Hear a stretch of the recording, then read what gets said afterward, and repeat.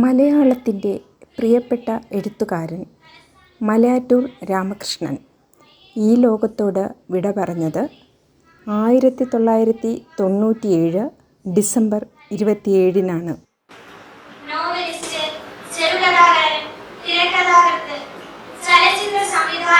Malayattoor foundation 2024 December 27-ന് അദ്ദേഹത്തിൻ്റെ അനന്തയാത്രയുടെ 27 വർഷങ്ങൾക്ക് മലയാറ്റൂർ സജീവ അംഗവും രക്ഷാധികാരിയും ആയിരുന്ന ശാസ്ത്രിനഗർ അസോസിയേഷൻ ഹാളിൽ വേദിയൊരുക്കി. എല്ലാവർക്കും നമസ്കാരം.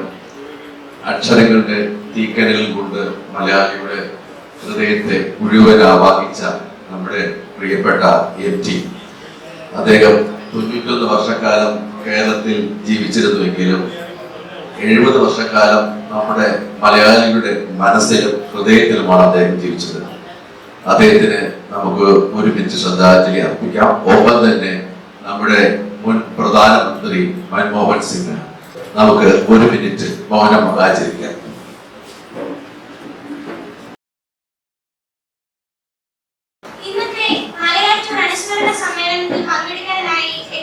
ഔപചാരികതയുടെ മുഖച്ചാർ തണിയാതെ സെക്രട്ടറി ശ്രീ PR ശ്രീകുമാർ വേദിയിലും സദസ്സിലുമുള്ളവരെ സ്വാഗതം ചെയ്തു.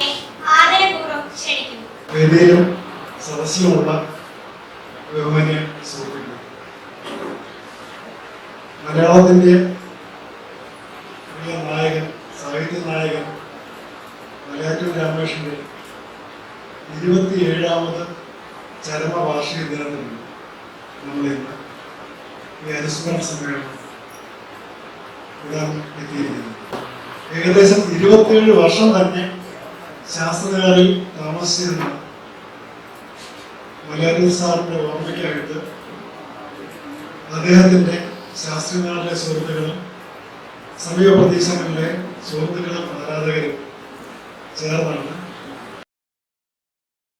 2021 ജൂലൈ 16-ന് മലയാറ്റൂർ ഫൗണ്ടേഷൻ രൂപം കൊടുത്തത്. അതിന് നേതൃത്വം നൽകിയത് പ്രിയപ്പെട്ട ഏറ്റവും ബഹുമാന്യനായ സാഹിത്യകാരൻ, പിന്നെ മലയാറ്റൂർ സാറിൻ്റെ അടുത്ത സുഹൃത്തുമായ ശ്രീ പെരുമ്പടവം ശ്രീധരൻ സാറാണ്. ഇപ്പോൾ 4ാമത്തെ വർഷത്തിലേക്ക് മലയാറ്റൂർ ഫൗണ്ടേഷൻ അതിൻ്റെ പ്രവർത്തനങ്ങളുമായിട്ട് മുന്നോട്ട് പോയിക്കൊണ്ടിരിക്കുകയാണ്.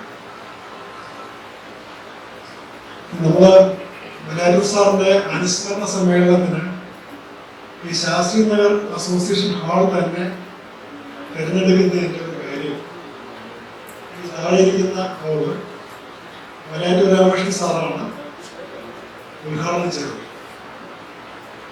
അദ്ദേഹം ശാസ്ത്രിനഗറിൽ താമസിക്കുന്ന 27 വർഷം അദ്ദേഹം ശാസ്ത്രിനഗറിൻ്റെ സാംസ്കാരിക രംഗത്തും സാമൂഹ്യ ജീവിതത്തിലൊക്കെ വളരെയധികം ഇടകലർന്ന് പ്രവർത്തിച്ചൊരു വ്യക്തിയായിരുന്നു. അതുകൊണ്ട് തന്നെയാണ് അദ്ദേഹത്തിൻ്റെ ഈ അനുസ്മരണം ശാസ്ത്രിനഗറിൽ നടത്തണം എന്ന് ഞങ്ങൾ തീരുമാനിച്ചത്. തുടർന്നുള്ള വർഷങ്ങളിലും ശാസ്ത്രിനഗറിൽ തന്നെ നടത്താൻ തന്നെയാണ് ഞങ്ങളുടെയും ആഗ്രഹം.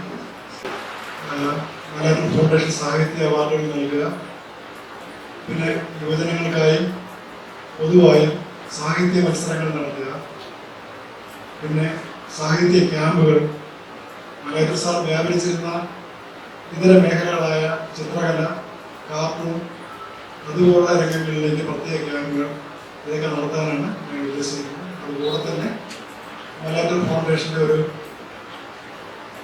യൂട്യൂബ് ചാനൽ ഞങ്ങൾ നടത്തുന്നുണ്ട്. ഞങ്ങളുടെ ഇതിൻ്റെ നമ്മൾ ഈ കഴിഞ്ഞ 3 വർഷങ്ങളിലും നടത്തിയിട്ടുള്ള സാംസ്കാരിക പരിപാടികൾ നമ്മുടെ പൊതു സമൂഹത്തിൽ എത്തിക്കുന്നതിന് വേണ്ടിയാണ് നമ്മൾ പ്രധാനമായിട്ടും ചെയ്തിരിക്കുന്നത്. ഇതിനകം തന്നെ 10 യൂട്യൂബ് വീഡിയോകൾ ഞങ്ങൾ ഇറക്കിയിട്ടുണ്ട്. ഇതാണ് മലയാറ്റൂർ ഫൗണ്ടേഷനെ കുറിച്ച് ആമുഖമായിട്ട് എന്ന് പറയാൻ ഉള്ളത്. ഇനി ഞാൻ എൻ്റെ കർത്തവ്യത്തിലേക്ക് കിടക്കുകയാണ്. മലയാറ്റൂർ ഫൗണ്ടേഷൻ്റെ നെടുംതൂണായി ഞങ്ങൾക്കെല്ലാം എന്നും വേണ്ട നിർദ്ദേശങ്ങളും എല്ലാം തന്നിരുന്ന പെരുമ്പള സാറിന്റെ അഭാവത്തിലാണ് നമ്മൾ ഇന്ന് ഈ അനുസ്മരണ സമ്മേളനം കൂടുന്നത്. എന്നാൽ പോലും അദ്ദേഹത്തിന്റെ സാന്നിധ്യം, അദ്ദേഹത്തിന്റെ അനുഗ്രഹം എല്ലാം കൊണ്ട് അദ്ദേഹത്തെ ആദരപൂർവ്വം സ്വാഗതം ചെയ്യുകയാണ്. പെരുമ്പള സാറിന്റെ അഭാവത്തിൽ ആ ഒരു വിടവ് വളരെ കൃത്യമായിട്ട് നികത്തിക്കൊണ്ടിരുന്നത് ഞങ്ങളുടെ വൈസ് പ്രസിഡന്റ് ശ്രീ നൗഷദ് എംഎൽഎയാണ്. അദ്ദേഹം പ്രമുഖനായ ഒരു മാധ്യമ പ്രവർത്തകനും സാമൂഹ്യ പ്രവർത്തകനും സാംസ്കാരിക പ്രവർത്തകനുമാണ്. അദ്ദേഹത്തിന്റെ ഒരു വ്യക്തമായ മാർഗനിർദ്ദേശങ്ങളിലൂടെ മലയാറ്റൂർ ഫൗണ്ടേഷൻ നല്ല രീതിയിൽ മുന്നോട്ട് പോവുകയാണ്. ഇന്ന് അധ്യക്ഷപരം അലങ്കരിക്കുന്ന ശ്രീ നൗഷദ് അലിയെ ആദരപൂർവ്വം സ്വാഗതം ചെയ്യുന്നു. ഇന്ന് നമ്മുടെ അനുസ്മരണ സമ്മേളനം ഉദ്ഘാടനം ചെയ്യാൻ എത്തിയിരിക്കുന്നത് നമുക്ക് ഏറ്റവും പ്രിയപ്പെട്ട കഥാകാരി പ്രൊഫസർ ചന്ദ്രമോഹൻ ടീച്ചറാണ്.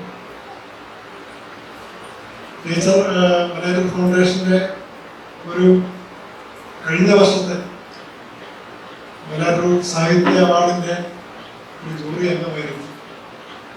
അപ്പോൾ ആ വർഷം അവാർഡ് കൊടുക്കാനുള്ള ചടങ്ങിൽ ടീച്ചറിന് ചില വീട്ടിലെ അസൗകര്യം കാരണം എത്താൻ പറ്റില്ല. അപ്പോൾ തീർച്ചയായിട്ടും ഫൗണ്ടേഷന്റെ മറ്റൊരു ചടങ്ങിൽ പങ്കെടുക്കും എന്ന് ടീച്ചർ ഉറപ്പ് നൽകിയിരുന്നു. ഞങ്ങൾ ഈ തവണ മേളത്തിനെ വിളിച്ചപ്പോൾ വളരെ സന്തോഷപൂർവ്വം ഈ ചടങ്ങിൽ എത്താം എന്ന് സമ്മതിക്കുകയും ടീച്ചറോട് എത്തിച്ചേർന്നിരിക്കുകയും.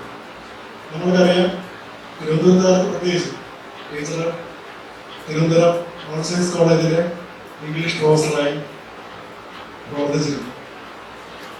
ഏകദേശം അത് ഇംഗ്ലീഷ് ലിറ്ററേച്ചർ ആയിരുന്നു ടീച്ചറിന്റെ വിഷയം. ഏതാണ്ട് ഇംഗ്ലീഷിൽ തന്നെ 4ഓളം പുസ്തകങ്ങൾ ടീച്ചർ എഴുതി. മലയാളത്തിൽ 20ലധികം പുസ്തകങ്ങൾ എഴുതിയിട്ടുണ്ട്. അതിൽ ചെറുകഥാ സമാഹാരങ്ങളുണ്ട്, കവിതാ സമാഹാരങ്ങളുണ്ട്, ഓർമ്മക്കുറിപ്പുകളുണ്ട്, പിന്നെ വിവർത്തന ഗ്രന്ഥങ്ങളൊക്കെ ഉണ്ട്. അങ്ങനെ സാഹിത്യ രംഗത്ത് സജീവമായിട്ട് നിന്ന ടീച്ചറിന് കേരള സാഹിത്യ അക്കാദമി അവാർഡും ഓടക്കുഴൽ അവാർഡും ലഭിച്ച ഒരു വ്യക്തിയാണ്. ഇത് പ്രമുഖ അവാർഡുകളാണ്. അതല്ലാതെ നിരവധി വേറെ അവാർഡുകളുണ്ട്. പിന്നെ ടീച്ചറിന്റെ ഒരു പുസ്തകം സിനിമയാക്കിയിട്ടുണ്ട്, ഞണ്ടുകളുടെ നാട്ടിൽ ഒരു ഇടവേള. അപ്പോൾ ഇത് സിനിമാക്കാരുടെ ഒരു സംഗമമായിട്ട് മാറിയിരിക്കുകയാണ്. മലയാറ്റൂർ സാറും സിനിമാ രംഗത്ത് അദ്ദേഹത്തിൻ്റെതായ മുദ്ര പതിപ്പിച്ചിരുന്നു. ഞങ്ങളുടെ പ്രസിഡന്റായ പെരുമ്പള ശ്രീധരൻ സാറിൻ്റെയും ധാരാളം നോവലുകൾ സിനിമയാക്കിയിട്ടുണ്ട്. ഇപ്പോൾ നമുക്ക് അനുസ്മരണ സമ്മേളനത്തിൽ എത്തിയിരിക്കുന്ന ശ്രീ അമ്പിളി, അദ്ദേഹം 10ഓളം സിനിമകൾ സംവിധാനം ചെയ്ത വ്യക്തിയാണ്. ടീച്ചറിന്റെ ഒരു പുസ്തകം സിനിമയാക്കി എന്നുള്ളൊരു വാർത്ത കൂടി നമുക്ക് സന്തോഷം പകരുന്നതാണ്.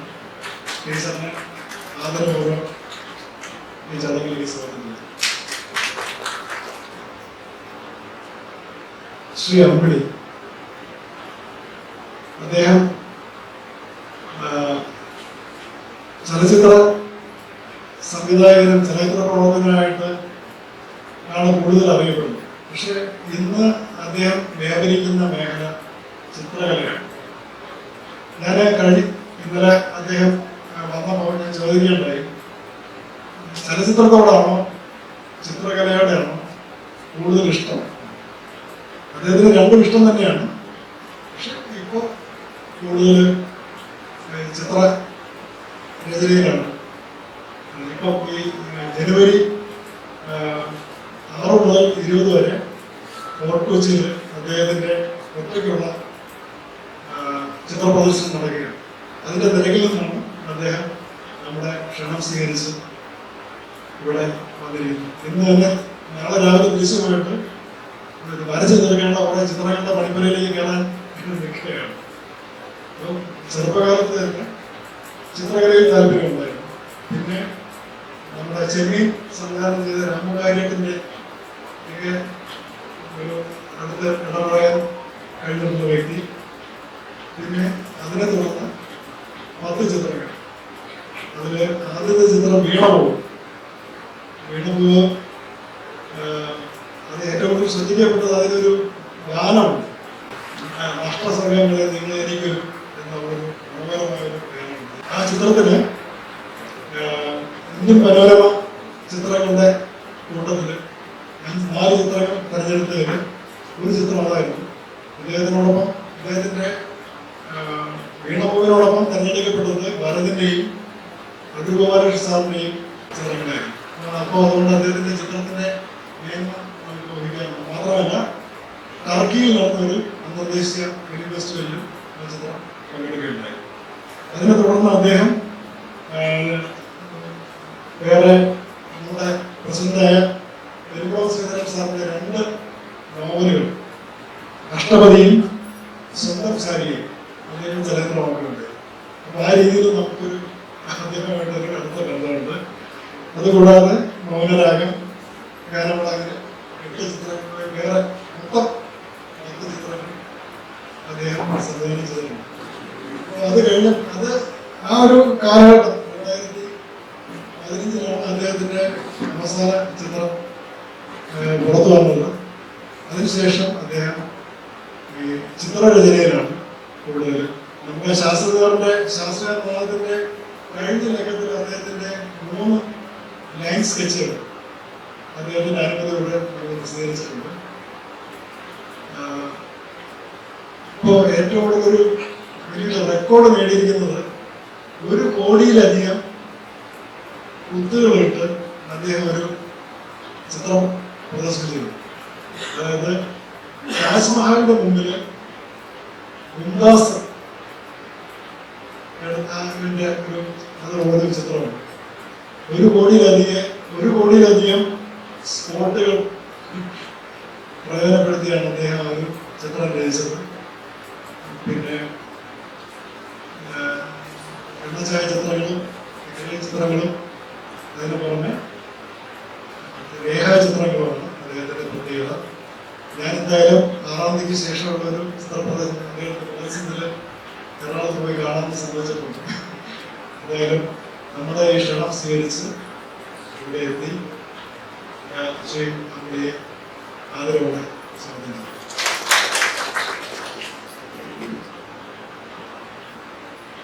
നമ്മുടെ കൗൺസിലർ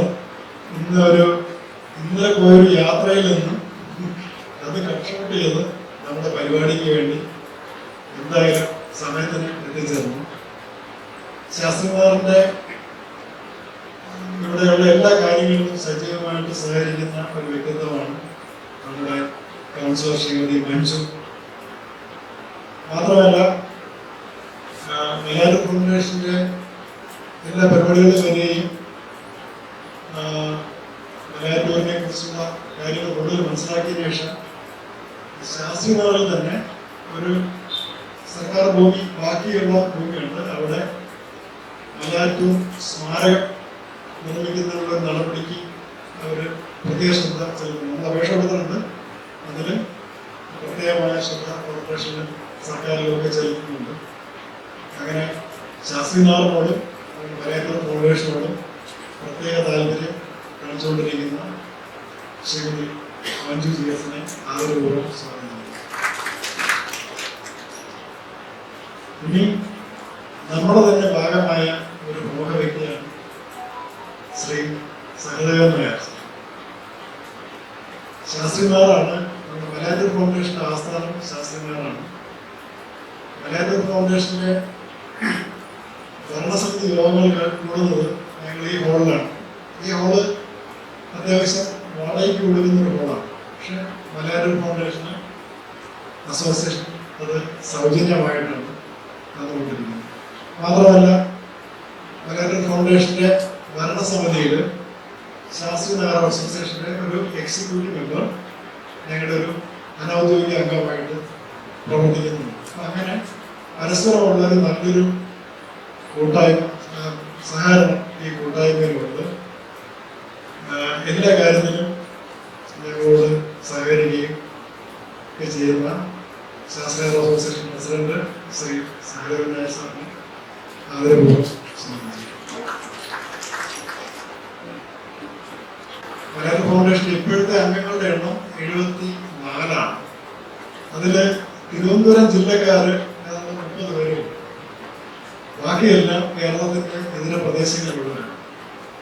അവര് മലയാറ്റൂർ എന്ന വ്യക്തിയെ, അദ്ദേഹത്തിന്റെ രചനകളെ ഇഷ്ടപ്പെട്ടതിന്റെ പേരിൽ മാത്രം അംഗമായതാണ്. നമ്മുടെ രാഷ്ട്രീയ പൊതുയോഗത്തിനൊക്കെ അവർ വരും. പിന്നെ ഇനി അവര് ഏകദേശം മുഴുവനായിട്ട് വരുന്നത് നമ്മുടെ മലയാറ്റൂർ സാംസ്കാരിക സായനം, അതായത് നമ്മുടെ ഏറ്റവും മലയാറ്റൂർ ഫൗണ്ടേഷൻ സാംസ്കാരിക സാഹിത്യ അവാർഡ് വിതരണം ചെയ്യുന്ന ദിവസം. അതുകൊണ്ട് തന്നെയാണ് ഞങ്ങൾ BJP ഹാളോ അല്ലെങ്കിൽ ഭാരത് ഭവൻ പോലുള്ള വലിയ ഓഡിറ്റോറിയങ്ങളിലേക്ക് ഞങ്ങൾക്ക് പറയേണ്ടി വരുന്നത്.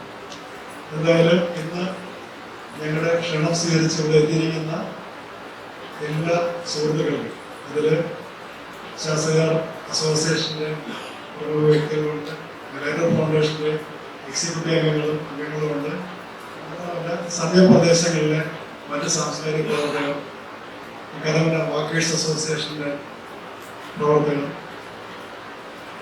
എല്ലാവരും എത്തിയിട്ടുണ്ട്.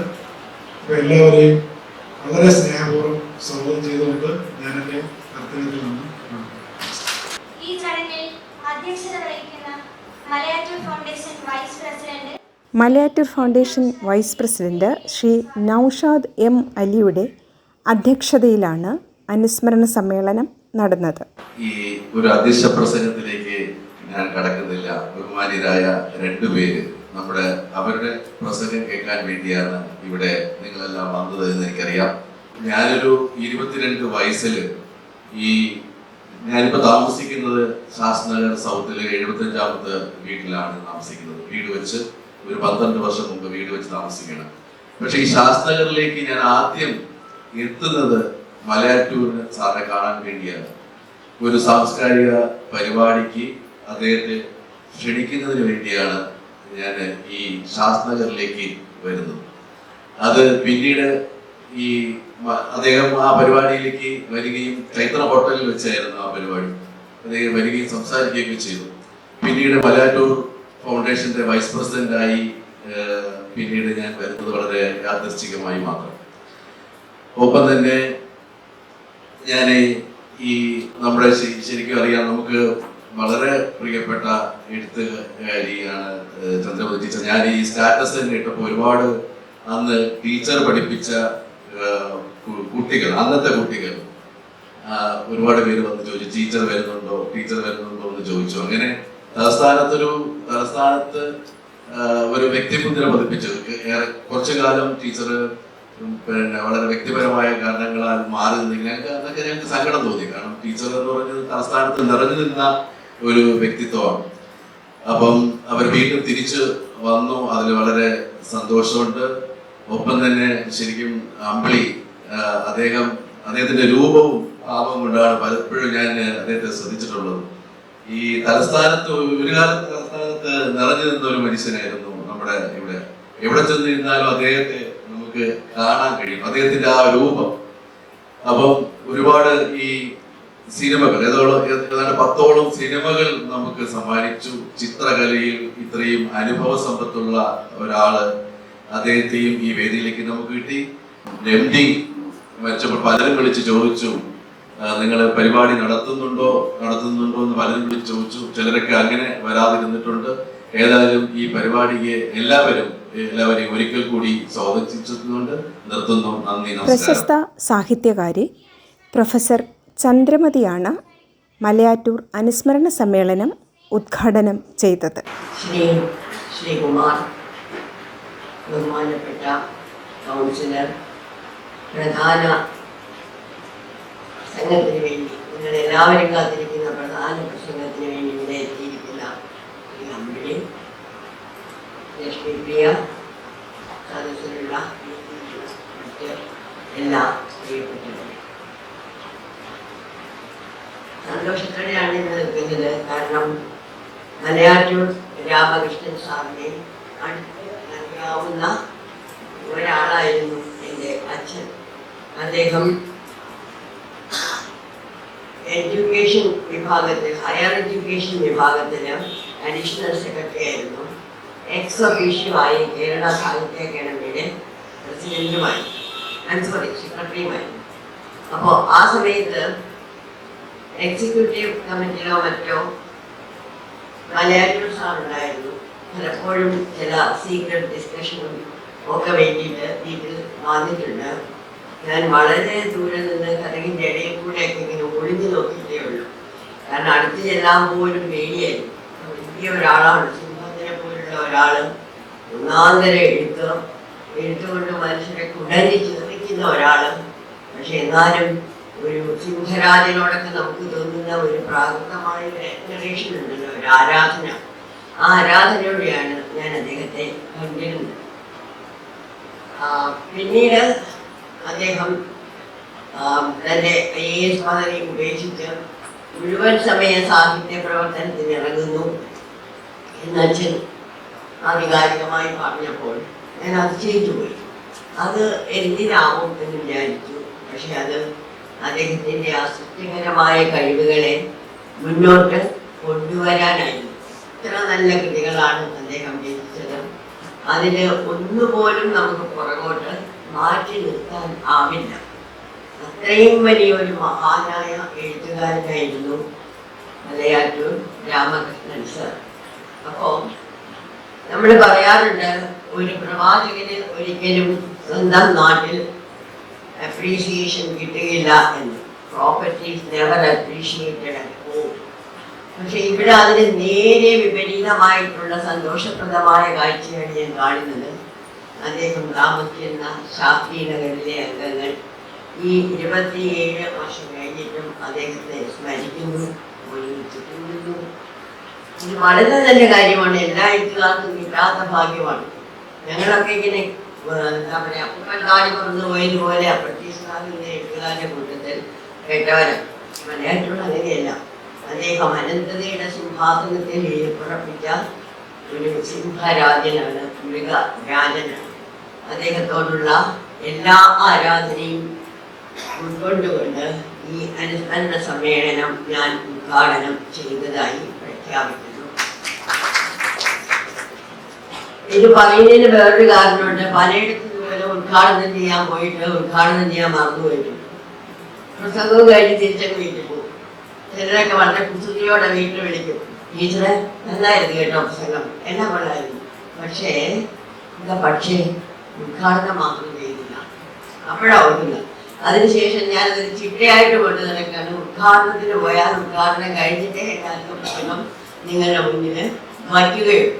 ഇവിടെ പ്രധാന പ്രാസംഗികൻ വേറെയുണ്ട്. മലയാറ്റൂരിൻ്റെ ജീവിതവും കൃതികളും ഒക്കെ നിങ്ങൾക്ക് മുന്നിൽ അനാവരണം ചെയ്ത് അവതരിപ്പിക്കുവാൻ പ്രഗത്ഭനായ ആൾ ഉണ്ട്. അദ്ദേഹവും മലയാറ്റൂരും തമ്മിൽ വരെ സാദൃശ്യമുണ്ട്. കാരണം രണ്ടുപേരും സാഹിത്യ രംഗത്തും സിനിമാ രംഗത്തും സജീവമാണ്. ആ രീതിയിലുള്ള ഒരാളിനെ കിട്ടിയതിന് നല്ല കാര്യം എന്ന് ഞാൻ പറയുകയുള്ളൂ. അപ്പോൾ അത് കേൾക്കാനായിട്ടിരിക്കുന്ന നിങ്ങളുടെ മുമ്പിൽ ഞാൻ അധികം സമയം കളയുന്നില്ല. എനിക്ക് പറയാനുള്ളത് ഇത്രയേ ഉള്ളൂ. ഒരു മലയാള സാഹിത്യത്തിന് ബഹുമുഖ പ്രതിഭകൾ കുറവാണ്.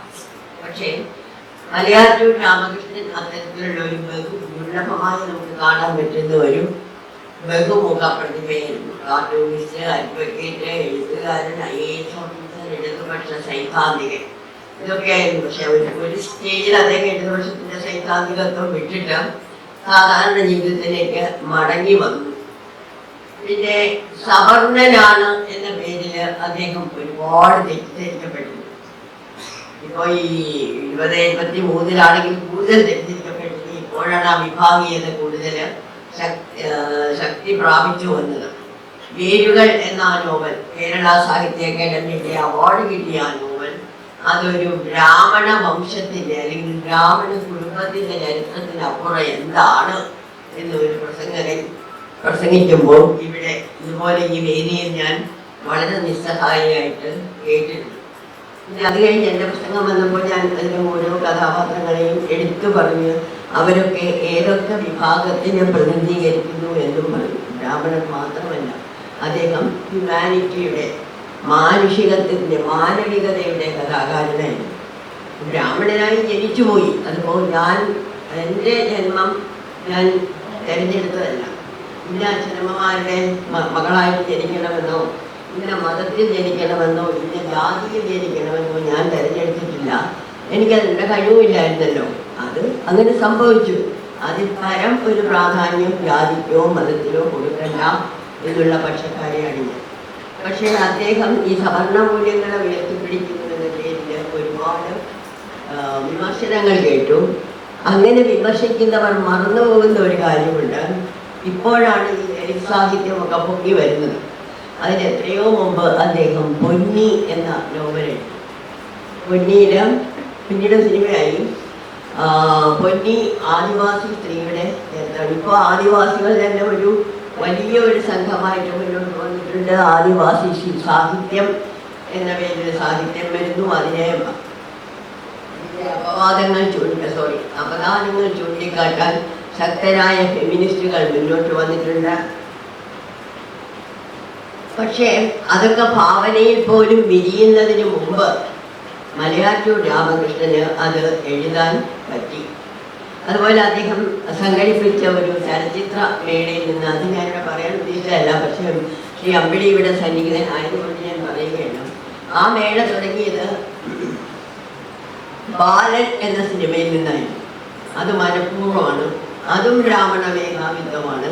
കാരണം വിഗതകുമാരനെ അദ്ദേഹം അവഗണിച്ചു എന്ന് പറഞ്ഞിട്ട് വേറെ ഒരു ആരോപണം അദ്ദേഹത്തിനെതിരെ വന്നിരുന്നു. ഇപ്പോൾ ഈ 2023 നമ്മളിത് പറയുന്ന ഈ സമയത്ത് ഇവിടെ ഉള്ളപ്പോൾ എനിക്കറിയാം ഈ വിഭാഗീയത എത്ര ഘോരമായിട്ട് വളർന്നിട്ടുണ്ട്. ഇത് എത്രത്തോളം നമ്മളെയൊക്കെ ഇങ്ങനെ വിഭജിച്ച് ഒന്നുമില്ലാതാക്കുന്നു. അതിനൊക്കെ അതീതനായിട്ട് ചിറകടിച്ച് പറക്കുന്ന ഒരു സാഹിത്യകാരനെ കാണാനുള്ള കഴിവുകേടായിരുന്നു നമ്മുടേത് അന്നും ഇന്നും. പക്ഷെ മലയാറ്റൂർ അതിനൊക്കെ വളരെ അതീതനായി. അദ്ദേഹം മാനവികതയെ മുഴുവനായിട്ട് തൻ്റെ കൃതികളിൽ കൊണ്ടുവന്നു. യന്ത്രം എന്ന നോവല് IAS ദിനങ്ങളുടെ ഏതാണ്ട് ആത്മകഥാപരമായ ഒരു നോവലാണ്. അതിൽ യന്ത്രം എന്ന പേര് കൊണ്ട് അദ്ദേഹം വിഭജിക്കുന്നത് സെക്രട്ടേറിയറ്റിനെ തന്നെയാണ്. സെക്രട്ടേറിയറ്റ് എന്ന ഈ യന്ത്രത്തിൻ്റെ പച്ചക്കറങ്ങൾക്കിടയിലും ഉള്ളിലും ഒക്കെ ആയിട്ട് കുറേ മനുഷ്യജീവികളുണ്ട്. IAS ഓഫീസേഴ്സും അല്ലാത്തവരും ഒക്കെ അവരുടെ ജീവിതത്തെയാണ്, അവരുടെ ജാതിയും മതവും നോക്കിയിട്ടല്ല, അവരുടെ ജീവിതത്തെയാണ് ശ്രീ മലയാറ്റൂർ യന്ത്രം എന്ന നോവലിൽ ചിത്രീകരിച്ചത്. എന്നാൽ അതിൻ്റെ ഒരു തുടർച്ച പോലെ വരുന്നത് എന്നാണ്. അതുപോലെ 5 സെന്റിനും അദ്ദേഹം താഴേക്കിടയിലെ എന്താ പറയുക യാതന അനുഭവിക്കുന്ന ആൾക്കാരിലേക്കാണ് തൻ്റെ ശ്രദ്ധ തിരിച്ചത്. അവരുടെ കഥകളൊക്കെയാണ് അദ്ദേഹം ഇങ്ങനെ നമുക്ക് വളരെ ഐഡൻറ്റിഫൈ ചെയ്യാൻ പറ്റത്തക്കവണ്ണം, ഒരുമായിട്ട് താതാത്മ്യം പ്രാപിക്കാൻ പറ്റത്തക്കവണ്ണം നമ്മുടെ മുന്നിൽ അവതരിപ്പിച്ചിട്ടുണ്ട്. പിന്നെ രക്തചന്ദനം, യക്ഷി മാതൃഭൂമിയിൽ പ്രസിദ്ധീകരിച്ചു വന്നപ്പോൾ ഞാൻ വിദ്യാർത്ഥിനിയായിരുന്നു. ശരിക്കും പേടിച്ചിട്ടുണ്ട്. ആലപ്പൂവിൻ്റെ മണം കേട്ടാൽ ഞാൻ ഓടുമായിരുന്നു. പ്രദേശത്ത് നിൽക്കില്ല, കാരണം എനിക്ക് പേടിയാണ് അവിടെ യക്ഷിയുള്ളത്. പിന്നെ ആ വളരെ ജുഗുപ്സാവഹമായിട്ട് തോന്നുന്ന രംഗങ്ങൾ ആ നോവലിലുണ്ട്. യക്ഷി ഭ്രൂണം ചവച്ചരച്ച് തിന്നുന്ന സീനുകൾ. അതിനുശേഷം എനിക്ക് ആഹാരം പോലും ഇറങ്ങില്ലായിരുന്നു കുറേ ദിവസം. അതെൻ്റെ അമ്മ വളരെ ബുദ്ധിപൂർവ്വം ഒരു പ്രഖ്യാപനം നടത്തി, ഈ കുട്ടികൾക്കൊന്നും ഇങ്ങനത്തെ പുസ്തകങ്ങൾ വായിക്കാൻ കൊടുക്കരുത് എന്ന് പറഞ്ഞു. പുസ്തകത്തിൻ്റെ കുഴപ്പമല്ല, എൻ്റെ കുഴപ്പമാണ്. ഞാൻ അതുമായിട്ടൊക്കെ താതാത്മ്യം പ്രാപിച്ചതുകൊണ്ട് വന്നു പോകുന്ന കുഴപ്പമാണ്. അതിപ്പോഴും എനിക്ക് പറ്റാറുണ്ട്. ചില പുസ്തകങ്ങൾ വായിക്കുമ്പോൾ കരയാറുണ്ട്, ചില സീനുകൾ എഴുതുമ്പോൾ കരയാറുണ്ട്. ഞാനിപ്പോൾ അത് ലക്ഷ്മിയോട് പറയുകയായിരുന്നു. ഞാൻ എഴുതിക്കൊണ്ടിരിക്കുന്ന തീരാറായ ഒരു നോവലുണ്ട്. അതിൻ്റെ അവസാന സീനിലേക്ക് എനിക്ക് എന്നെക്കൊണ്ട് എത്തിക്കാൻ കഴിയുന്നില്ല. എന്താണെന്ന് അറിയില്ല, എൻ്റെ കണ്ണുകൾ നിറഞ്ഞു പോകുമ്പോൾ എനിക്ക് കൈകൾ ചലിപ്പിക്കാൻ പറ്റുന്നില്ല. ഒരു വല്ലാത്ത സ്വഭാവമാണ്. എനിക്ക് തന്നെ അറിയാം ശരിയല്ല എന്നുള്ളത്. ഇങ്ങനെ കരയാനും ചിരിക്കാനും ഒന്നും പാടില്ല. പക്ഷേ ആ രീതിയിൽ നമ്മൾ താതാത്മ്യം പ്രാപിക്കേണ്ട ഒരു എഴുത്തുകാരനാണ് ശ്രീ മലയാറ്റൂർ. ഷെർലക് ഹോംസിൻ്റെ കഥകൾ. ഷെർലക് ഹോംസ് കുട്ടിക്കാലത്ത് നമ്മുടെയൊക്കെ ഭാവനയെ കിളികൂട്ടി ഉണർത്തുന്ന കുറ്റാന്വേഷണ കഥാപാത്രം. അതുപോലും വളരെ നന്നായിട്ട് നല്ല മലയാളത്തിൽ, ശുദ്ധ മലയാളത്തിൽ അദ്ദേഹം ട്രാൻസ്ലേറ്റ് ചെയ്ത് നമ്മുടെ മുന്നിൽ വച്ചത്. സ്വന്തമായുള്ള പ്രതിഭ, വിവർത്തനത്തിനുള്ള പ്രതിഭ, ഇത് രണ്ടിൻ്റെയും സമ്യക്കാലുള്ള ഒരു സമന്വയമായിരുന്നു മലയാറ്റൂർ അദ്ദേഹത്തിൻ്റെ തൂലിക, അദ്ദേഹത്തിൻ്റെ കഴിവ്. പിന്നെ സിനിമയിലോട്ട് വന്നാലോ, സിനിമയിൽ അദ്ദേഹത്തിൻ്റെ അതിനെക്കുറിച്ചൊക്കെ ശ്രീ അമ്പിളി പറയും. Iyer the great Yakshi, Iyer the great 10 പ്രാവശ്യം കണ്ട ഒരു അയൽവക്കക്കാരൻ എനിക്കുണ്ട്. എന്ത് രസമുള്ള സിനിമയാണ് അത്. യക്ഷി ഞാൻ കാണാൻ പോയില്ല കേട്ടോ.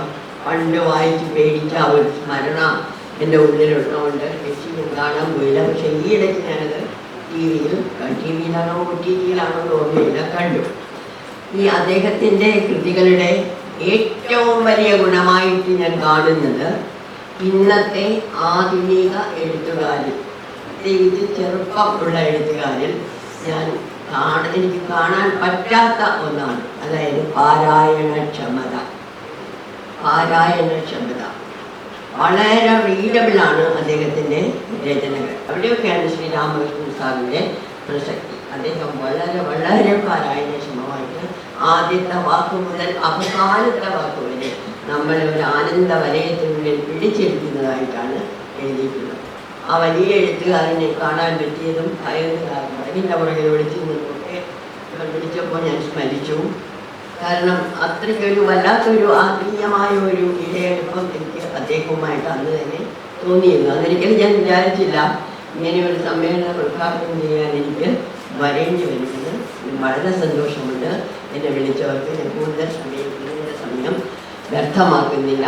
വിളിച്ചവർക്ക് വളരെ നന്ദി പറഞ്ഞുകൊണ്ട് അടുത്ത പ്രസംഗത്തിന് കാത്തുകൊണ്ട് ഞാൻ നിർത്തുന്നു. നന്ദി, നമസ്കാരം. ശ്രീ അമ്പിളി ഇത്തവണ അനുസ്മരണ പ്രഭാഷണത്തിന് എത്തിയത് മലയാറ്റൂരിനെ പോലെ ചിത്രകലയിലും ചലച്ചിത്ര രംഗത്തും സജീവമായിരുന്ന പ്രശസ്ത ചിത്രകാരനും ചലച്ചിത്ര സംവിധായകനുമായ ശ്രീ അമ്പിളിയാണ്.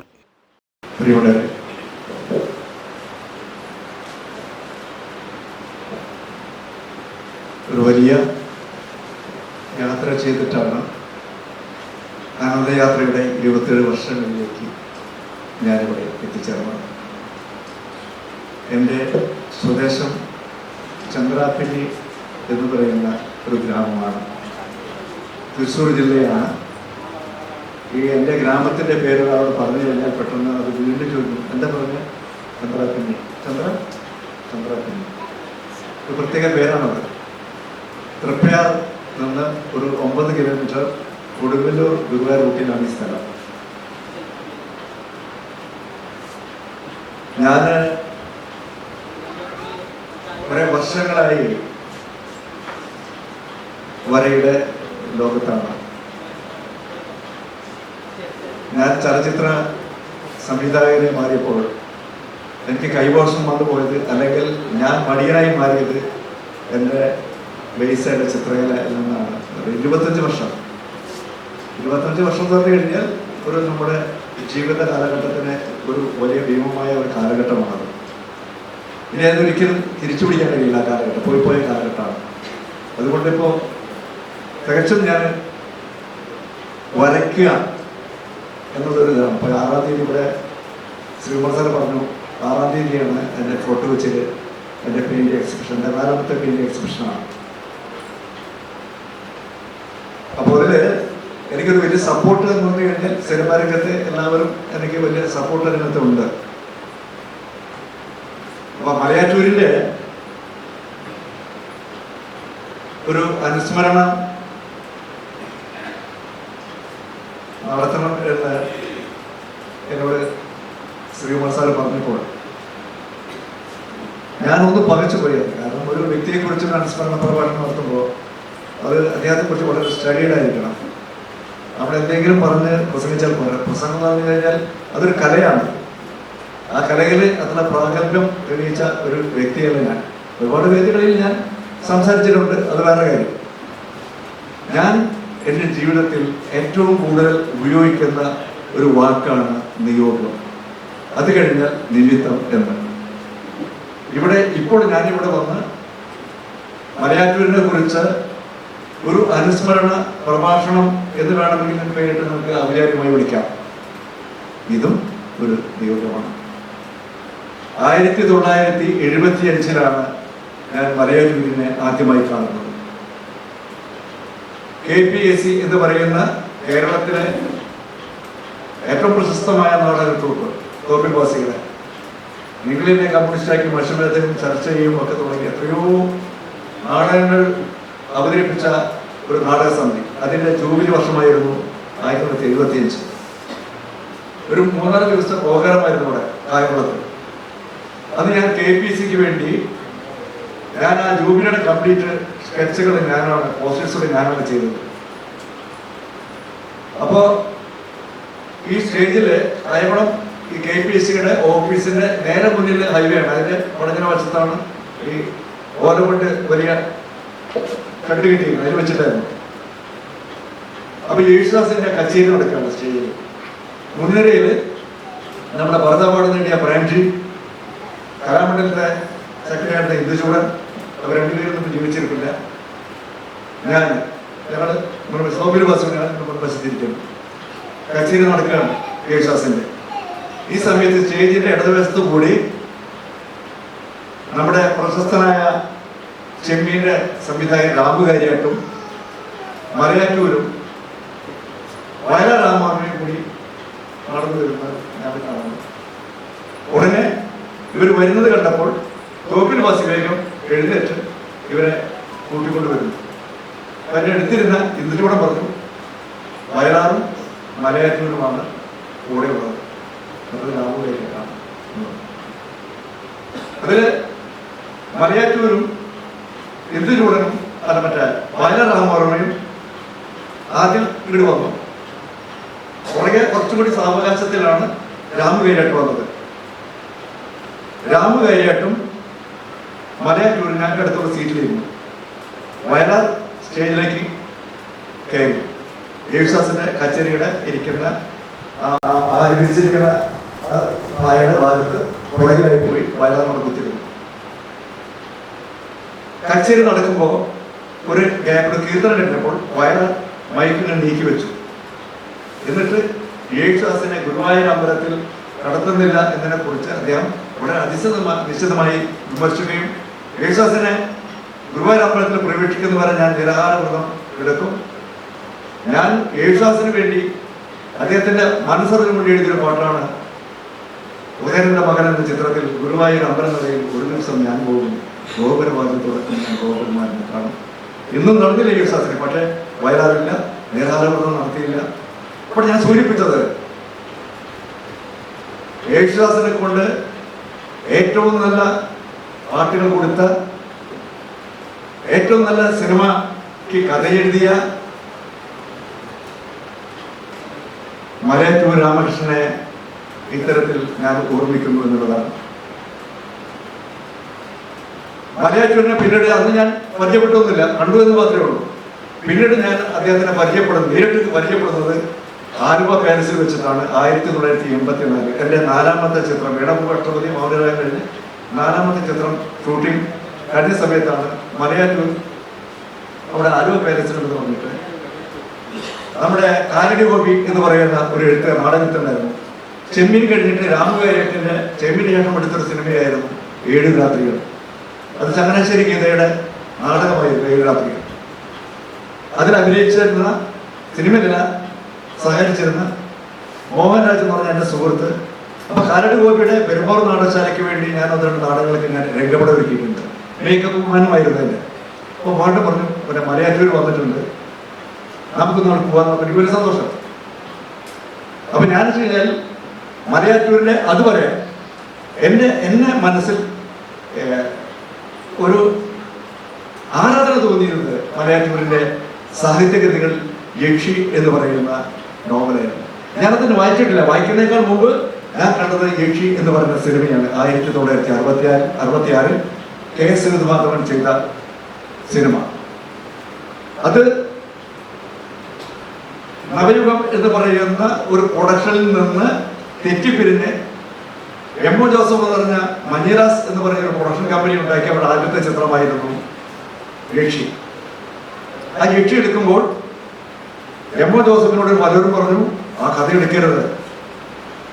മലയാറ്റൂരിന്റെ ആ നോവൽ ഞാൻ വായിച്ചതാണ്. അത് ജനങ്ങൾക്ക് ഇഷ്ടപ്പെടില്ല സബ്ജക്റ്റ്. അത് കാൽപ്പനിക ശൈലിയിലുള്ള ഒരു മനഃശാസ്ത്രപരമായ ഒരു നോവൽ എടുത്താൽ അന്ന് ആ കാലഘട്ടത്തിൽ അത്ര പടങ്ങൾ ആരെടുക്കാൻ ധൈര്യപ്പെട്ടിരുന്ന ഒരു കാലഘട്ടം മനസ്സിലാക്കണം. അതുകൊണ്ട് ഈ സിനിമ എടുക്കരുത്, ഈ കഥയെ സിനിമയാക്കരുത് എന്ന് പറഞ്ഞിട്ട് എം ഒ ജോസഫ് ഒരു ഒരേ പിടിവാശി, ഇത് സിനിമയാക്കണം എന്ന് പറഞ്ഞു. അങ്ങനെ ഒരിക്കൽ പോലും വിജയിക്കും എന്ന് ഒരിക്കൽ പോലും ചിന്തിക്കാതെ കാശ് മുടക്കിയതാണ് തൃശ്ശൂർക്കാരനായ എം ഒ ജോസഫ്. മഞ്ഞരസിന്റെ പേര്, മഞ്ഞരസിന്റെ പേര് ഒരുപാട് സിനിമകൾ പിന്നെ നമ്മൾ കണ്ടു. വാഴ്വ്യമായം, അനുഭവങ്ങൾ, പാളിച്ചകൾ, പുനർജന്മം, എത്രയോ പടങ്ങൾ മഞ്ഞരാസൻ എടുത്തു. പക്ഷെ യക്ഷിയായിരുന്നു ആദ്യത്തെ സിനിമ മഞ്ഞരാസന്റെ. അത് ഒരു വൻ വിജയമായിരുന്നു ആ കാലഘട്ടത്തിൽ. മലയാറ്റൂർ എന്ന് പറയുന്ന സാഹിത്യകാരനെ പ്രേക്ഷകർ തിരിച്ചറിഞ്ഞ ഒരു സിനിമ യക്ഷി. സത്യന്റെയും ശാരദയുടെയും മനോഹരമായ അഭിനയം. അതിനേക്കാളേറെ വയലാർ ദേവരാജൻ കൂട്ടുകെട്ടിന്റെ മലയാളത്തിലെ എക്കാലത്തെയും മനോഹരമായ ഗാനം അറിയോ? പാട്ടെന്നറിയോ നമുക്ക്? യക്ഷിയിലെ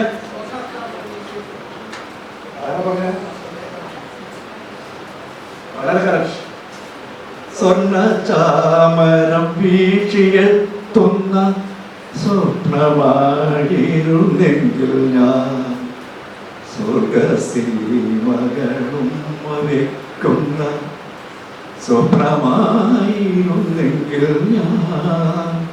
അല്ല, മനോഹരമായെങ്കിൽ ഗായികേ നിൻവി പഞ്ചികയിലെ ഗാനമായിരുന്നെങ്കിൽ ഞാൻ മൂകമാം മനോരഥത്തിലെ മോഹമായിരുന്നെങ്കിൽ ഞാൻ.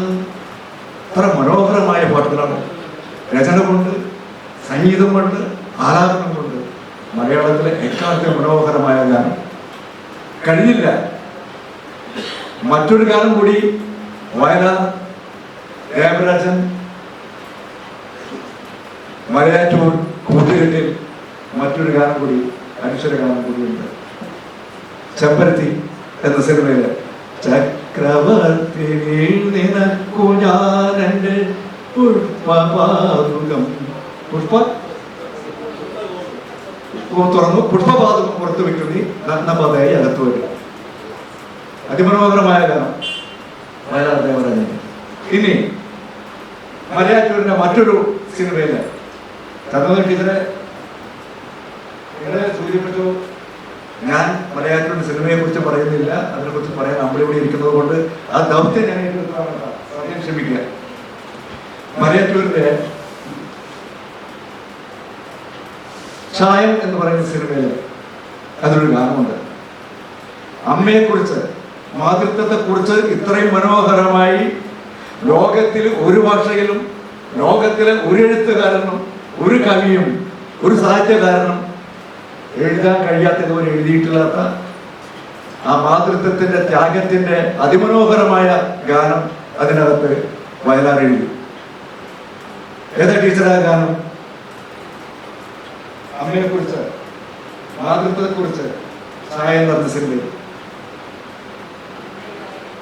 അമ്മേ അവിടുത്തെ മുന്നിൽ ഞാനാര് ദൈവമാര്, അമ്മേ അവിടുത്തെ മുന്നിൽ ഞാനാര് ദൈവമാര്. ആദ്യം ആകാശം ഭൂമിയെ തീർത്തതും ദൈവമായിരിക്കാം, 6-ാം നാളിൽ മനുഷ്യനെ തീർത്തതും ദൈവമായിരിക്കാം. ആ ദൈവത്തെ പെറ്റു വളർത്തിയത് അമ്മയുള്ളൂ അമ്മ. ആ ദൈവത്തെ മുലപ്പാലൂട്ടിയതും അമ്മയുള്ളൂ അമ്മ. ഇതിനേക്കാൾ അപ്പുറം ലോകത്തെ ആർക്കും എഴുതാൻ പറ്റും? ഒരു ദൈവത്തിനെ പെറ്റു വളർത്തിയത് അമ്മയാണെന്ന് പറയുന്നു വയലാർ. ആ ദൈവത്തിന് മുലപ്പാൽ ഊട്ടിയും ദൈവമാണെന്ന് പറയുന്നു വയലാർ. ഈ ഗാനവും മലയാറ്റൂരിന്റെ ചായം എന്ന സിനിമയിലാണ്. എന്നെ സംബന്ധിച്ചിടത്തോളം മലയാറ്റൂരിനെ ഞാൻ വ്യക്തിപരമായി പരിചയപ്പെടുന്ന കാലത്ത് മലയാറ്റൂരിൽ എനിക്കൊരു 4 ഫോട്ടോ എന്റെ കയ്യിൽ തന്നു. ഫോട്ടോ മലയാറ്റൂർ പറഞ്ഞു, എന്നെ ഒരു ബന്ധുവിന്റെ പയ്യനാണ്, കുറച്ച് മിമിക്രൊക്കെ കാണിച്ച് നടക്കുകയാണ്. ഈ ഫോട്ടോ നോക്കൂ, നമുക്ക് സിനിമ അഭിനയിക്കാൻ പറ്റുള്ളൂ. 4 പടം തന്നു. അപ്പോൾ രൂപ ഇട്ടിട്ട് പ്രൈവറ്റാണ് ഒരു പടം നിൽക്കുന്നു. ഇത് 4 പടം നോക്കിയിട്ട് കഴിഞ്ഞാൽ ഒരു സ്നേഹഭാവം എന്നൊക്കെ പറയുന്ന ഒരു രൂപം. പക്ഷേ മലയാറ്റൂരോട് പറഞ്ഞില്ല. ഞാൻ ഞാൻ മനസ്സുകൊണ്ട് വേണ്ട എന്ന് വെച്ച ആ 4 ഫോട്ടോ തന്ന ആ വ്യക്തി പിന്നീട് മലയാള സിനിമയിലെ ഒരു വ്യക്തിയുടെ മലയാറ്റൂരിന്റെ മുരുകേശനാണ് മലയാറ്റൂർ. അത് നടനാണെന്ന് നിങ്ങൾക്ക് കൂടുതൽ ഞാൻ പറയട്ടെ. 3 നടന്മാരെ ഞാൻ മലയാള സിനിമയിൽ കൊണ്ടുവന്നു. അഷ്ടപതി കൂടെ, ദേവൻ, സമുദായം എന്ന് പറഞ്ഞ സിനിമയുടെ കലാപം മണി, വിഷുമേള, ഈ 3 താരങ്ങൾ ഞാൻ കൊണ്ടുവന്നാണ് മലയാള സിനിമയ്ക്ക്. വീണപ്പവും അഷ്ടപതിയും ചെയ്ത ഒരു ഗ്രാമത്തിന്റെ പശ്ചാത്തല കുടുംബകഥ പറഞ്ഞ സിനിമ നന്നായി ചെയ്യാൻ കഴിയുന്ന ഒരു വ്യക്തി എന്ന നിലയ്ക്ക് എനിക്ക് MTയുടെ മുറപ്പെണ്ണ് ചെയ്തിരുന്നെങ്കിൽ അതൊരു എനിക്കൊരു വലിയ മാറ്റം ഉണ്ടാക്കാമായിരുന്നു എന്ന് വിചാരിക്കും. പക്ഷെ നടന്നില്ല. ഇപ്പൊ ഞാനിവിടെ MTയെ കുറിച്ച് പറയുമ്പോഴൊക്കെ നിങ്ങൾ വിചാരിക്കരുത് മലയാറ്റൂരും എൻ്റെ മനസ്സിലുണ്ട്. മലയാറ്റൂരിന്റെ വേരുകൾ എന്ന് പറയുന്ന സിനിമ സബ്ജക്റ്റ് നോവൽ സിനിമയാക്കാൻ തുടങ്ങിയ ഒരു വ്യക്തിയാണ്. അതുകൊണ്ടാണ് ഞാൻ സിനിമയിലേക്ക് കടന്നത്. അന്ന് എനിക്ക് 2 മോഹമായിരുന്നു സബ്ജക്റ്റുകൾ ഞാൻ വായിച്ചിട്ട്. ഒന്ന് വേരുകൾ, ഒന്ന് വൈക്കോൽ മിഷന്റെ മുതലുകൾ. ഇത് 2മാണ് ഞാൻ സിനിമയാക്കാൻ പ്ലാൻ ചെയ്തിരുന്നത്. വേരുകൾ ഞാൻ ചെയ്യാനായിട്ട് പ്ലാൻ ചെയ്ത സമയത്താണ് അത് ഗോപകുമാർ എന്ന് പറയുന്ന ദൂരദർശന് വേണ്ടിയിട്ട് ഇത് സീരിയൽ ചെയ്യുന്നു പറയുന്നു. അപ്പൊ സീരിയലാക്കി കഴിഞ്ഞ പിന്നെ സിനിമയ്ക്ക് പ്രസക്തിയില്ല, അത് വിട്ടു. ഞാൻ മതിലുകൾ ചെയ്യാനായിട്ട് ഞാൻ പ്രൊഡ്യൂസറെ കൂട്ടി ഞാനവിടെ വൈദ്യുത മിഷനെ കാണാൻ പോയപ്പോൾ എന്നോട് വൈദ്യുത മിഷൻ പറഞ്ഞു വെച്ച് കഴിഞ്ഞാൽ അപ്പടി ഇതിൻ്റെ ആ പെണ്ണുണ്ട് മതിലിൻ്റെ അപ്പുറത്ത് നിൽക്കുന്നത്, അത് കണ്ടവർക്കറിയാം മതിലിൻ്റെ, അതിന് ഒറിജിനൽ കാണിക്കുമെന്ന് വെച്ചപ്പോൾ കാണിക്കും, അതാണ് കറക്റ്റ്, അതാണ് ശരി. ഇതിൻ്റെ റൈറ്റ്സ് വാങ്ങിച്ചിരിക്കുന്നത് P. ഭാസ്കരനാണ്. ഇത് ഡയറക്റ്റ് ചെയ്യാൻ മതിലുകൾ. ഇതിൻ്റെ പൈസ 6000 രൂപ എനിക്ക് ജനറൽ പിക്ചേഴ്സിൽ രവി കശുവണ്ടി മുതലാളിയാണ് കൊല്ലത്തെ ജനറൽ പിക്ചേഴ്സ് കാട്ടുപുറങ്ങ് M. സുരേന്ദ്രൻ മായ ഒക്കെ എടുത്തുള്ളതാണ്. അപ്പോൾ ആ 6000 രൂപ അയാൾക്ക് കൊടുത്തിട്ട് അമ്പലത്തിൽ വാങ്ങിച്ചു എന്ന് പറഞ്ഞു. അതിന് ജനറൽ പിക്ചേഴ്സിൻ്റെ കയ്യിൽ ഈ മതിലുകൾ.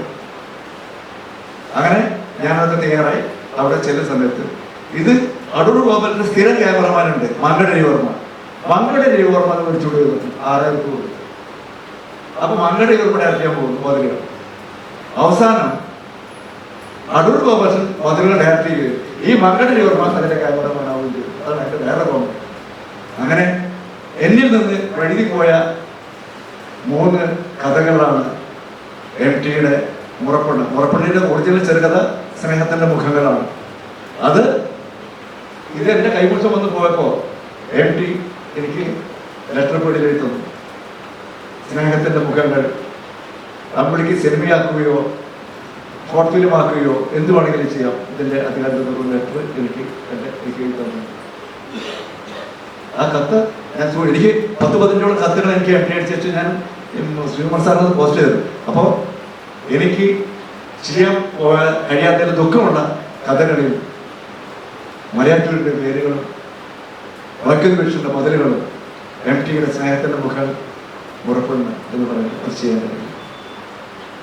മലയാറ്റൂരിനെ കുറിച്ച് പറയുമ്പോൾ ഒരിക്കൽ MTയുടെ നിർമ്മല്യത്തിന് നാഷണൽ അവാർഡ് കിട്ടി.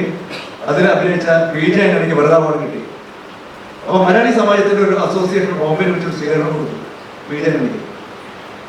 ടൈംസ് ഓഫ് ഇന്ത്യയിലെ ഒരു ലേഖകരാണ് അദ്ദേഹത്തിന് ഇന്റർവ്യൂ ചെയ്തത്.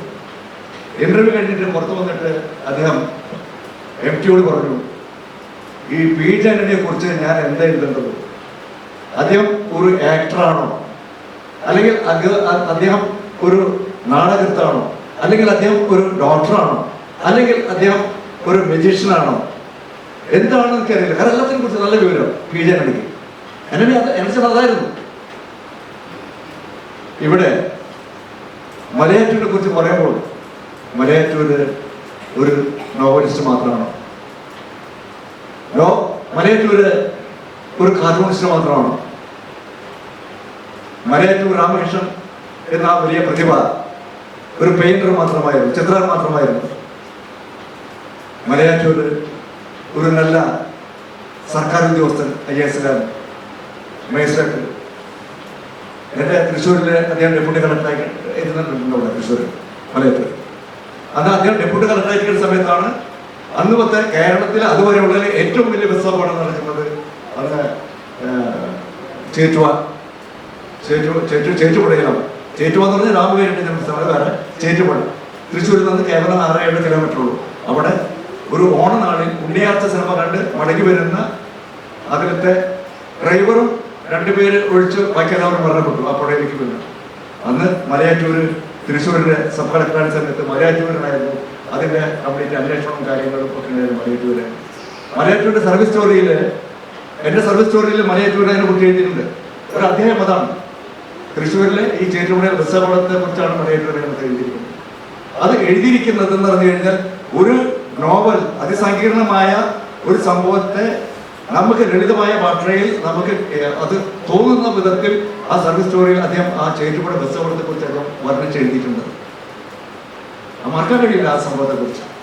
മലയാള ഭാഷയുടെ വാഴ്വിന്റെ സംസ്കാരത്തിന്റെ ഒക്കെ ഒരു MT എന്ന് പറയാം. MT വേണമെങ്കിൽ നമുക്ക് EMPTY MT എന്നാണ്. ഇവരൊക്കെ ആ വൻമരങ്ങൾ, എഴുത്തിന്റെ വൻമരങ്ങൾ ഉള്ള മരണത്തിന്റെ ഇതിൽ നിന്ന് അവർ മായി പോയെങ്കിലും നമ്മുടെ സാഹിത്യത്തിന്റെ മലയാള ഭാഷയിൽ ഒരു MT ഉണ്ടായിരിക്കുന്നു എന്നുള്ളതാണ്. ആ MT അല്ല, MT ഒരു ഭാഷയിൽ MT ഉണ്ടായിരിക്കുന്നു.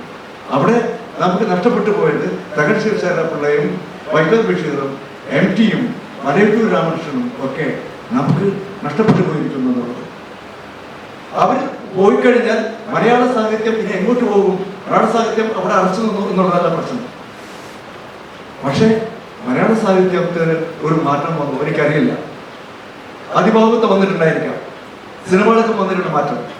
നമ്മൾ കണ്ട, ഞാൻ പണ്ട് ചെയ്ത അഷ്ടപതിയോ മറ്റേ പെരുമ്പടത്തിന്റെ അഷ്ടപതി റീമിക്കാൻ പറ്റില്ല, ഒരിക്കലും പറ്റില്ല. പുതിയ തലമുറയ്ക്ക് അത് ഇഷ്ടപ്പെട്ടില്ല. ഞാൻ ചെയ്ത വീണപൂവ് ഇന്നെനിക്ക് റീമിക്കാൻ പറ്റില്ല, പുതിയ തലമുറയ്ക്ക് ഇഷ്ടപ്പെടില്ല. മലയാറ്റൂര് എഴുതിയ, ലക്ഷ്യക്ക് ശേഷം എഴുതിയ ഒരു സിനിമയായിരുന്നു ഉന്നി. അദ്ദേഹത്തിന്റെ പ്രശസ്തമായ നോവലാണ്. അവിടെ തന്നുക ടീച്ചർ പറഞ്ഞു. അതുവരെ മലയാറ്റൂരിന്റെ എല്ലാ പടങ്ങൾക്കും പാട്ട് എഴുതിയത് വയലാറാണ്, സംഗീതം ചെയ്ത ദേവരാജൻ മാഷാണ്. പക്ഷെ പൊന്നി എന്ന് പറഞ്ഞ സിനിമയുടെ ഗാനരചന നിർവഹിച്ചത് P. ഭാസ്കരനാണ്. സംഗീതം നിർവഹിച്ച ദേവരാജൻ മാഷാണ്, MS വിശ്വനാഥാണ്. അതിലൊരു പാട്ടുണ്ട്, ഏതാ പറയാ പാട്ട്? അതിന്റെ ഒരു ക്രൂതലാണ്, മല്ലിക പൂത്ത മണ്ണാർക്കാട് പൂരം മാർഗഴിയിൽ മല്ലിക പൂത്ത. ആ പാട്ട് ഹിറ്റാണ്. അത് മലയാറ്റൂരിന്റെ പൊന്നിന്റെ പാട്ടാണ്. അത് കഴിഞ്ഞാൽ മലയാറ്റൂരിന്റെ അടുത്ത പടം എടുക്കാം, പഞ്ചമി.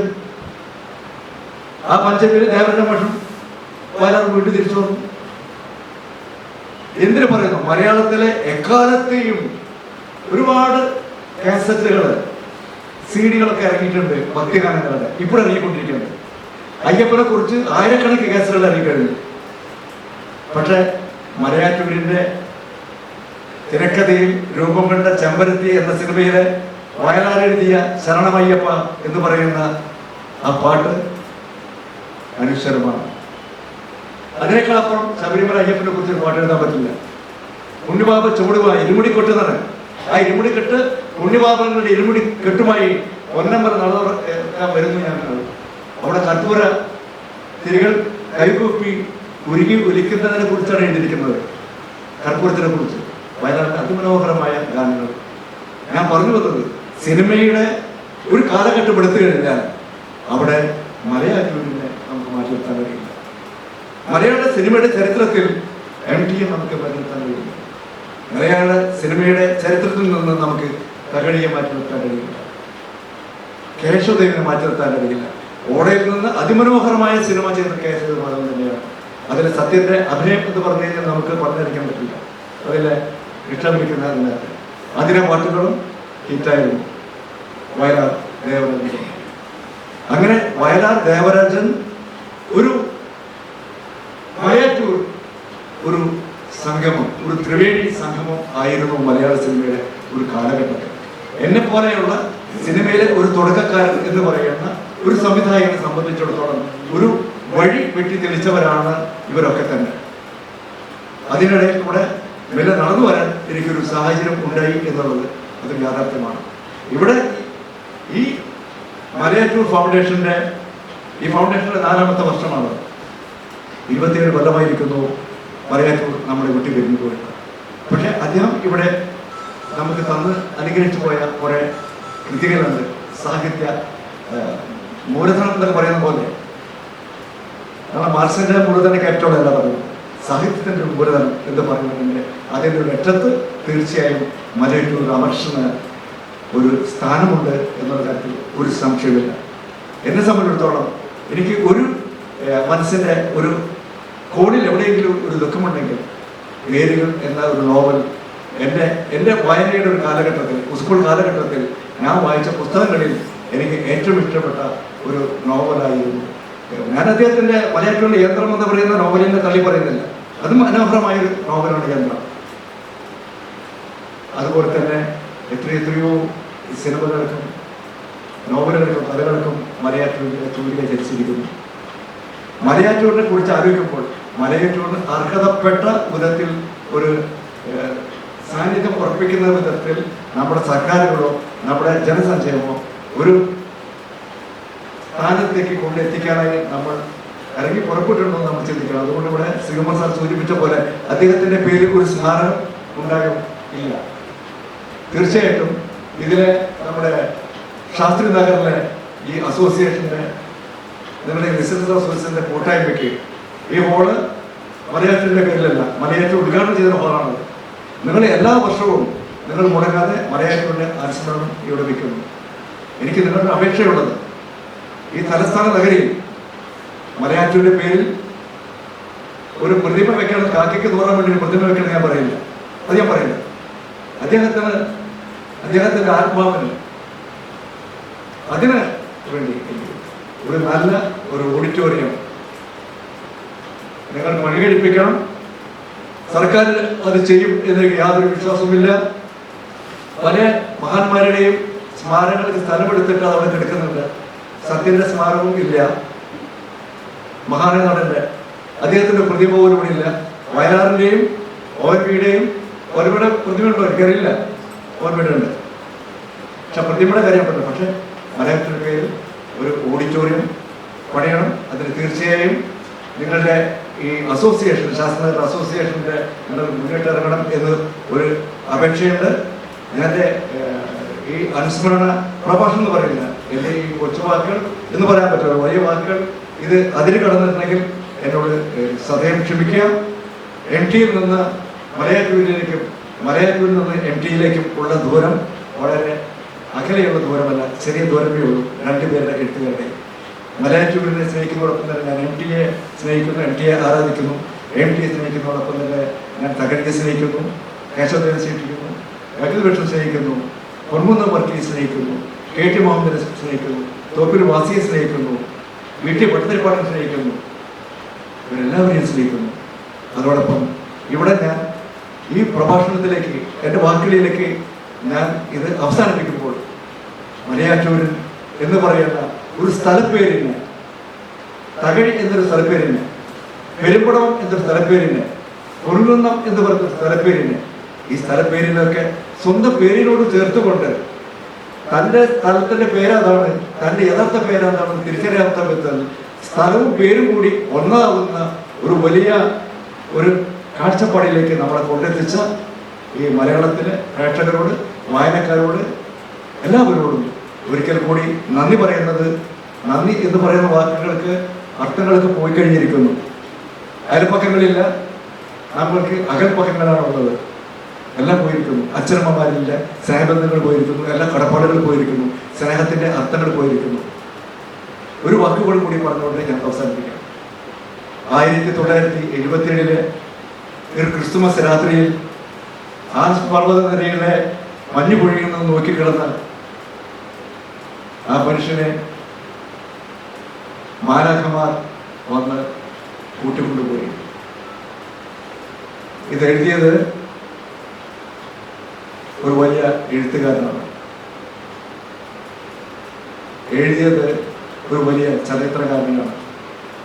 ആ ചരിത്രകാരനെ ഇവിടെ ഈ ഭൂമിയിൽ നിന്ന് കൊണ്ടുപോയത് മാലാഖമാരാണ് എന്ന് പറയും. ക്രിസ്മസ് രാത്രി ചാർലി ചാപ്ലിൻ എന്ന മഹാനായ നടൻ, എഴുത്തുകാരനെ, സംവിധായകനെ, ലോകം കണ്ട ഏറ്റവും വലിയ അഭിനേതാവിനെ ആ ക്രിസ്മസ് രാത്രി തന്നെ MT എന്ന മഹാനായ എഴുത്തുകാരനെ കൊണ്ടു.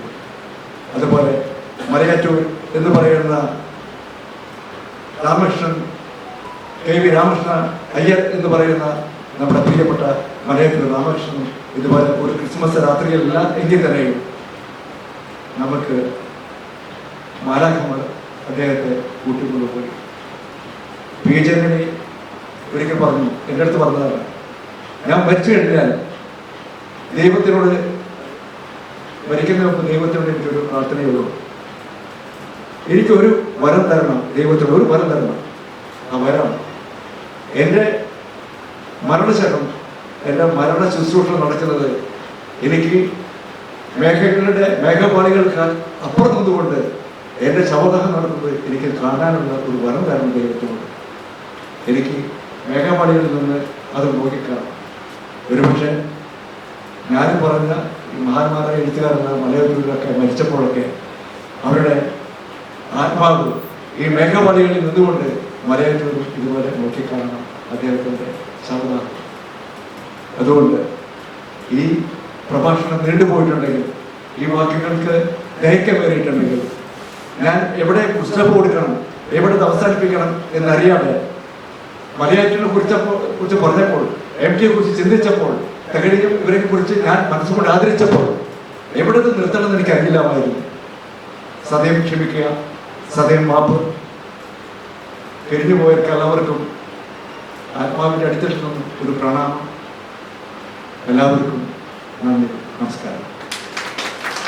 ഇന്നത്തെ മലയാറ്റൂർ അനുസ്മരണ ചടങ്ങിന് സ്നേഹാശംസകളുമായി പ്രിയപ്പെട്ട Karamana ward councillor Shrimati GS മഞ്ജുവും Shastrinagar association president Shri R Sahadevan നായരും ശ്രീ സ്വാമിനാഥനും തുടർന്ന് സംസാരിച്ചു. ഇന്ന് മലയാറ്റൂറിന്റെ 27 വർഷം പിന്നിടുന്ന ദിവസമാണ്. 7 എന്ന ഒരു സംഖ്യയ്ക്ക് പ്രാധാന്യം കൊടുത്തുകൊണ്ട് 1927 മെയ് 27-ാം തീയതി ജനിച്ച് 1997 ഡിസംബർ 27-ന് നമ്മോട് ദേഹവിയോഗം ചെയ്ത അദ്ദേഹത്തിൻ്റെ 27 വർഷം പിന്നിടുന്ന ദിവസമാണ്.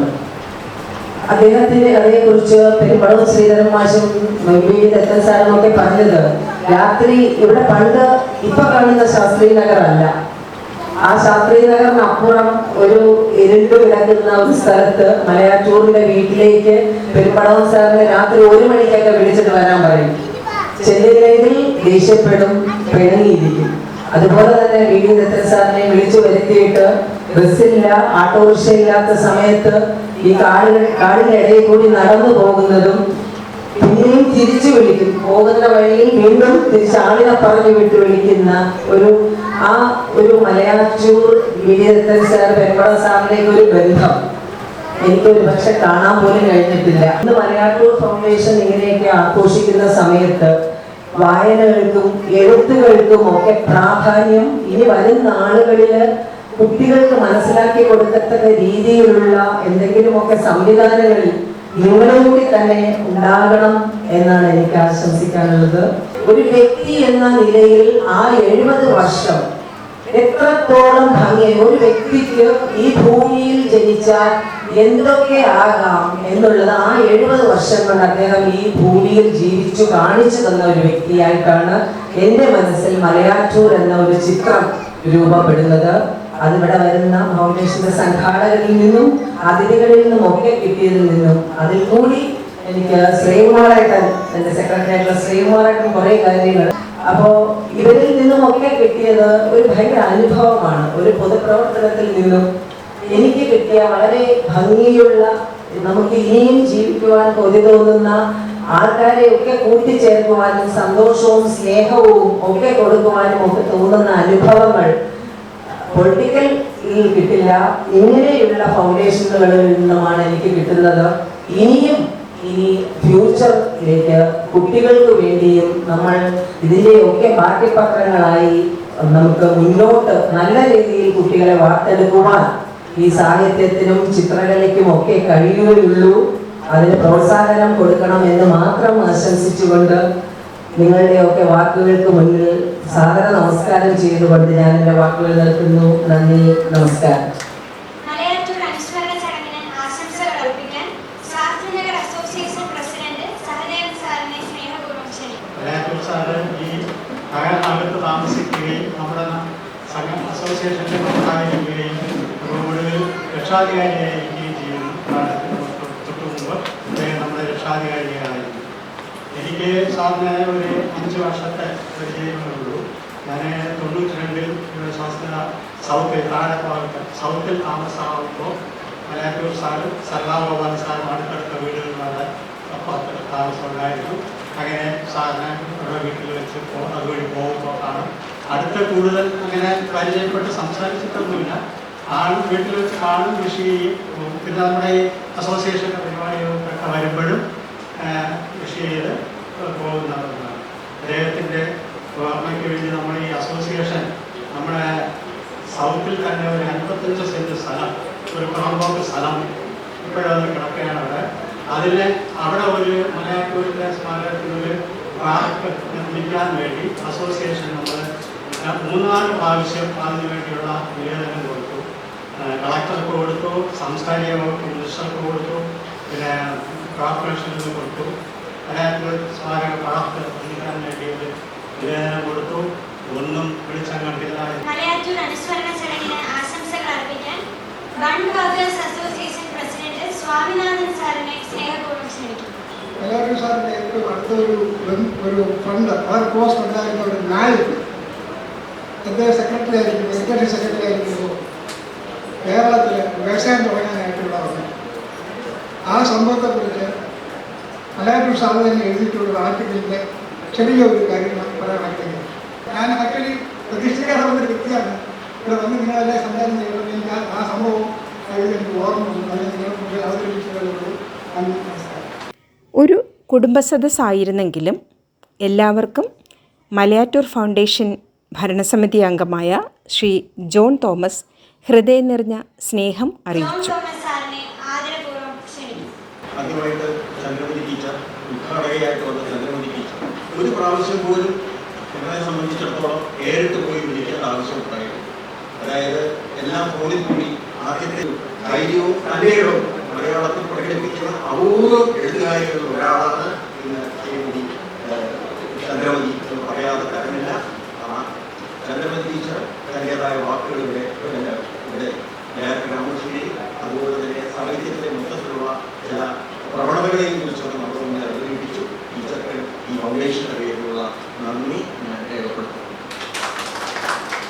ശ്രീ അമ്പിളി ഒരു ചലച്ചിത്രകാരൻ, അതുപോലെ തന്നെ ഒരു ചിത്രകാരൻ, ഇങ്ങനെ വിഖ്യാതനായ ആളാണ്. 70 മുതൽ തന്നെ എനിക്കും അദ്ദേഹത്തെ അറിയാം.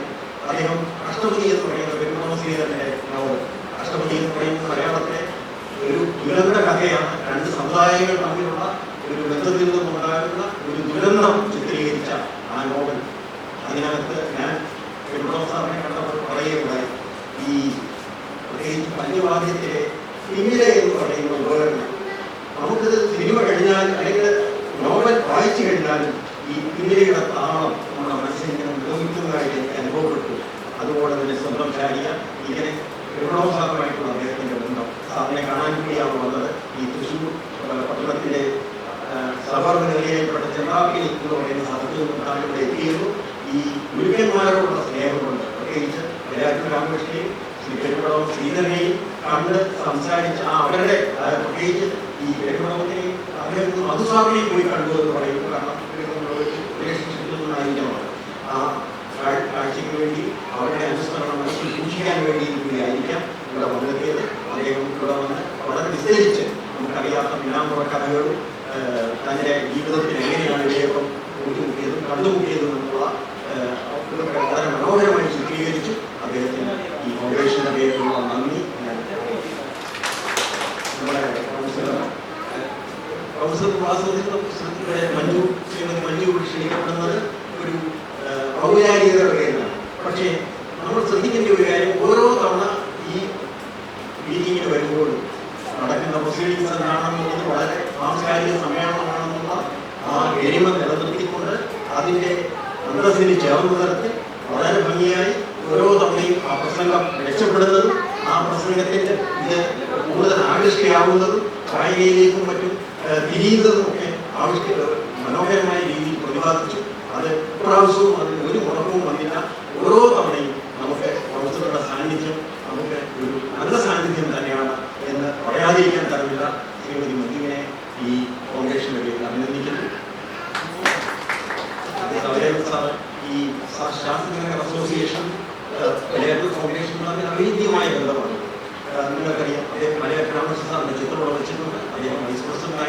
രക്ഷാധികാരിയായിരുന്നു.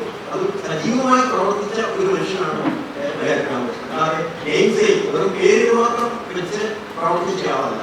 ഈ അദ്ദേഹം ആക്റ്റീവ് ഈ പദവികൾ വഹിച്ചിരുന്ന സമയത്ത് വളരെ സജീവമായി തന്നെ ഇവിടെ പ്രവർത്തിച്ച വ്യക്തിയാണ്.